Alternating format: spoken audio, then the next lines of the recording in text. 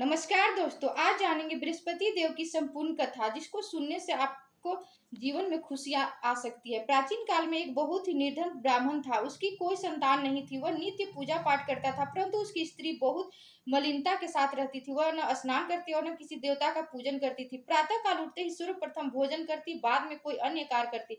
ब्राह्मण देवता बहुत दुखी रहते थे। पत्नी को बहुत समझाते, किंतु उसका कोई परिणाम नहीं निकलता। भगवान की कृपा से ब्राह्मण की स्त्री को कन्या उत्पन्न हुई। वह कन्या अपने पिता के घर में बड़ी होने लगी। वह बालिका प्रातः स्नान करके भगवान विष्णु का जप करती। वह बचपन से बृहस्पतिवार का व्रत भी करने लगी। पूजा पाठ समाप्त कर स्कूल जाती तो अपनी मुट्ठी में जौ भर के ले जाती और पाठशाला जाने के मार्ग में डालती जाती। वही जौ स्वर्ग के हो जाते तो लौटते समय उसको बीन कर घर ले आती। एक दिन वह बालिका सूप में उन सोने के जौ को फटक कर साफ कर रही थी। तभी उसकी माँ ने देख लिया और कहा, हे बेटी, सोने के जौ को फटकने के लिए सोने का सूप होना चाहिए। दूसरे दिन गुरुवार था। इस कन्या ने व्रत रखा। बृहस्पति देव से प्रार्थना करके कहा, हे प्रभु, यदि मैंने सच्चे मन से आपकी पूजा की हो तो मुझे सोने का सूप दे दो।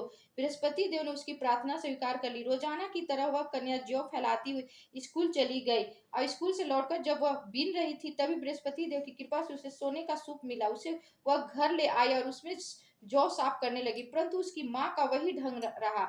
एक दिन की बात है, वह कन्या सोने के सूप में जौ साफ कर रही थी। उस समय उस नगर का राजकुमार वहां से होकर निकला। इस कन्या के रूप और सोने के सूप में जो जौ साफ करते देखकर वह कन्या पर मोहित हो गया। राजमहल आकर वह भोजन तथा जल त्याग कर उदास होकर लेट गया। राजा को जब राजकुमार द्वारा अन्न जल त्यागने का समाचार ज्ञात हुआ तो अपने मंत्रियों के साथ वह अपने पुत्र के पास गया और बोले, हे बेटा, तुम्हें किस बात का कष्ट है? किसी ने अपमान किया अथवा कोई और कारण है? मुझे बताओ, मैं वही करूंगा जिससे तुम्हें प्रसन्नता हो।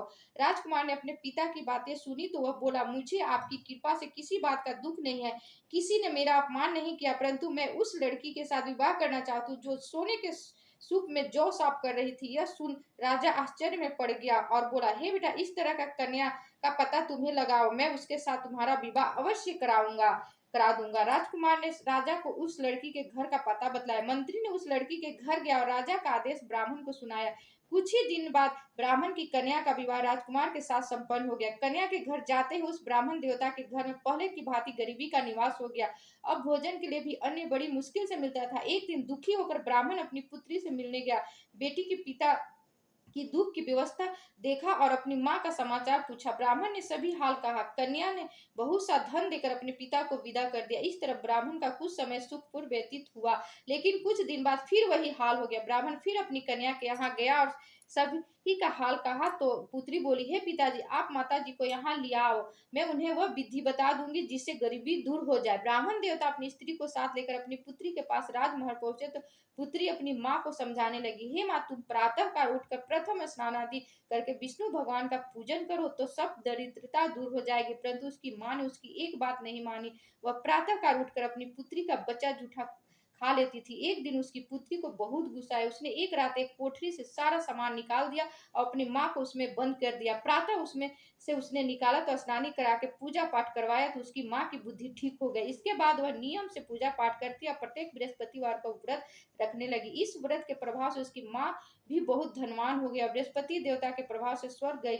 वह ब्राह्मण भी सुखपूर्वक इस लोक का सुख भोगकर स्वर्ग को प्राप्त हुआ। इस तरह कहानी कहकर साधु देवता वहां से लोप हो गए। धीरे धीरे समय व्यतीत होने पर बृहस्पतिवार का दिन आया। राजा जंगल से लकड़ी काटकर किसी शहर से बेचने गया। उसे उस दिन और दिनों से अधिक धन मिला। राजा ने चना, गुड़ आदि लाकर बृहस्पतिवार का व्रत किया। उस दिन से उसके सभी क्लेश दूर हो गए। परंतु जब अगला गुरुवार का दिन आया तो बृहस्पतिवार का व्रत करना भूल गया। इस कारण बृहस्पति भगवान नाराज हो गए। उस दिन उस नगर के राजा ने विशाल यज्ञ का आयोजन किया था। अपने समस्त राज में घोषणा करवा दी कि कोई भी मनुष्य अपने घर में भोजन न बनाए तथा आग भी न जलाए। समस्त लोग मेरे यहाँ भोजन करने आए। इस आज्ञा को जो न मानेगा उसके फांसी की सजा दी जाएगी। राजा की आज्ञा अनुसार राज के सभी वासी राजा के भोज में सम्मिलित हुए, लेकिन लकड़हारा कुछ देर से पहुंचा, इसलिए राजा उसके अपने साथ महल ले गए। जब राजा लकड़हारे को भोजन करा रहे थे तो रानी की दृष्टि उस खूंटी पर पड़ी जिस पर उसका हार लटका हुआ था। उसे हार खूंटी पर लटका दिखाई नहीं दिया। रानी को निश्चय हो गया कि मेरा हार इसी लकड़हारे ने चुरा लिया। उसी समय सैनिक बुलवाकर उसको जेल में डलवा दिया। जब लकड़हारा जेल खाने में गया तो बहुत दुखी होकर विचार करने लगा कि न जाने कौन से पूर्व जनक के कर्म मुझे यह दुख प्राप्त हुआ, और उसी साधु को याद करने लगा जो जंगल में मिला था। तत्काल बृहस्पति देव साधु के रूप में प्रकट हो गए और उसी दशा को देखकर कहने लगे, अरे मूर्ख, तूने बृहस्पति देवता की कथा नहीं कही, इसी कारण तुझे दुख प्राप्त हुआ। अब चिंता मत कर, बृहस्पतिवार के दिन जेल खाने के दरवाजे पर 4 पैसे पड़े मिलेंगे, उनसे तू बृहस्पति देव की पूजा करना तो तेरे सभी कष्ट दूर हो जाएंगे। अगले बृहस्पतिवार उसे जेल के द्वार पर 4 पैसे मिले। राजा ने पूजा का सामान मंगवाकर कथा कही और प्रसाद बांटा। उसी रात्रि को बृहस्पति देव ने नगर के राजा को स्वप्न में कहा, हे राजा, तूने जिस आदमी को जेल खाने में बंद कर दिया और निर्दोष है, राजा के उसे छोड़ देने क्यों कहा। रानी का हार उसी खूंटी पर लटका हुआ है। अगर तू ऐसा नहीं करेगा तो मैं तेरे राज को नष्ट कर दूंगा। राजा प्रातःकाल उठा, खूंटी पर हार टंगा देकर लकड़हारे को बुलाकर क्षमा मांगी तथा राजा का योग्य सुंदर वस्त्र आभूषण भेंट कर उसे विदा किया। गुरुदेव की आज्ञा अनुसार राजा अपने नगर को चल दिया। राजा जब नगर के निकट पहुंचा तो उसे बड़ा ही आश्चर्य हुआ। नगर में पहले से अधिक बाग, तालाब, कुएं तथा बहुत सी धर्मशालाएं, मंदिर आदि बने हुए थे।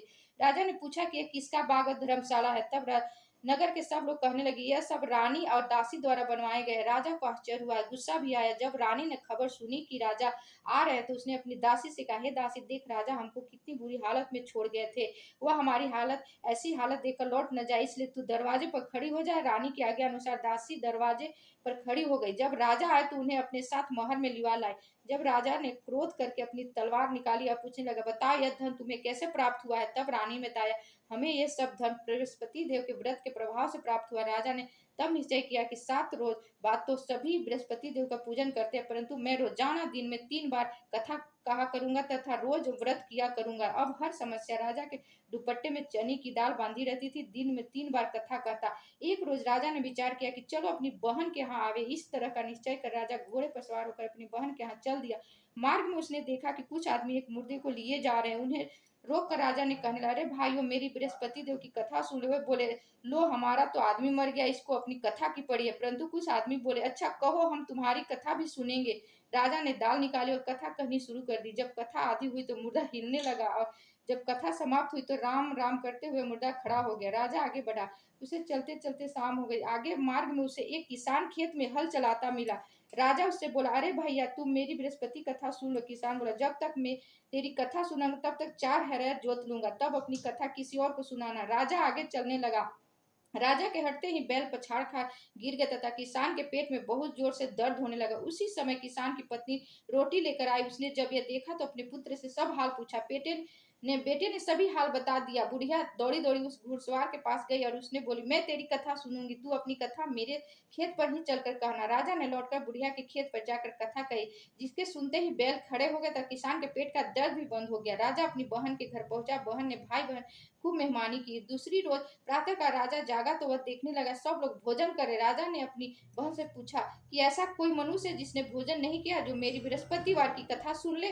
तो बहन बोली, हे भैया, यह देश ऐसा है, पहले यहाँ के लोग भोजन करते हैं, बाद में अन्य काम करते हैं। अगर पड़ोस में कोई हो तो देख आती हो। ऐसा कहकर बहन देखने चली, परंतु उसे कोई भी ऐसा व्यक्ति नहीं मिला जिसने भोजन न किया हो। वह एक कुम्हार के घर गई, का लड़का बीमार था। उसे मालूम हुआ कि उसने यहाँ 3 दिन तक किसी ने भोजन नहीं किया। रानी ने अपने भाई की कथा सुनने के लिए कुम्हार से कहा। वह तैयार हो गया। राजा ने जाकर बृहस्पतिवार की कथा कही, जिससे सुनकर उसका लड़का ठीक हो गया। अब तो राजा की प्रशंसा होने लगी। एक दिन राजा ने अपनी बहन से कहा, हे बहन, मैं अपने घर जाऊंगा, तुम भी तैयार हो जाओ। राजा की बहन अपनी सास से अपने भाई के साथ जाने की आज्ञा मांगी। सास बोली, चली जा, परंतु अपने लड़के को मत ले जाना, क्योंकि तेरे भाई को कोई संतान नहीं होता है। बहन ने अपने भाई से कहा, हे भैया, मैं तो चलूंगी, परंतु कोई बालक नहीं जाएगा। राजा ने कहा, जब कोई बालक नहीं चलेगा तब तुम जाकर ही क्या करोगी। दुखी मन से राजा अपने नगर को लौट आया। राजा ने अपनी रानी से कहा, हम निसंतान है, इसलिए कोई हमारे घर आना पसंद नहीं करता। इतना कहकर वह बिना भोजन आदि किए शैया पर लेट गया। रानी बोली, हे प्रभु बृहस्पति देव, हमें सब कुछ दिया, वे हमें संतान भी अवश्य देंगे। उसी रात बृहस्पति देव ने राजा को स्वप्न में कहा, हे राजा, उठ, सभी सोच त्याग दे, तेरी रानी गर्भवती है। राजा को यह जानकर बड़ी खुशी हुई। 9वें महीने रानी के गर्भ से एक सुंदर पुत्र पैदा हुआ। जब रानी के बहन ने यह शुभ समाचार सुना तो वह बहुत खुश हुई तथा बधाई लेकर अपने भाई के यहाँ आई। तभी राजा ने कहा, घोड़ा चढ़कर नहीं आए, गधा चढ़ी आए। राजा की बहन बोली, भाई मैं इस प्रकार न कहती तो तुम्हें औलाद कैसे मिलती। बृहस्पति देव ऐसे ही है, जिसके मन में जो मनोकामना रहती है सभी को पूर्ण करते हैं। जो सद्भावना पूर्वक बृहस्पतिवार का व्रत करता है, जो पढ़ता है अथवा सुनता है और दूसरे को सुनाता है, बृहस्पति देव उसकी सभी मनोकामना पूर्ण करते हैं। बृहस्पति देव उनकी सदैव रक्षा करते हैं। जो संसार में सद्भावना और सच्चे हृदय से बृहस्पति देव का पूजन करते, उनकी सभी मनोकामना उसी प्रकार पूर्ण होती। जैसे रानी और राजा ने बृहस्पति देव की कथा का गुणगान किया, उनकी सभी इच्छाएं बृहस्पति देव ने पूर्ण की। मनुष्य को हृदय से उसका मनन करते हुए जयकार करना चाहिए। इति बृहस्पति व्रत कथा की समाप्ति है। जय बृहस्पति भगवान की जय।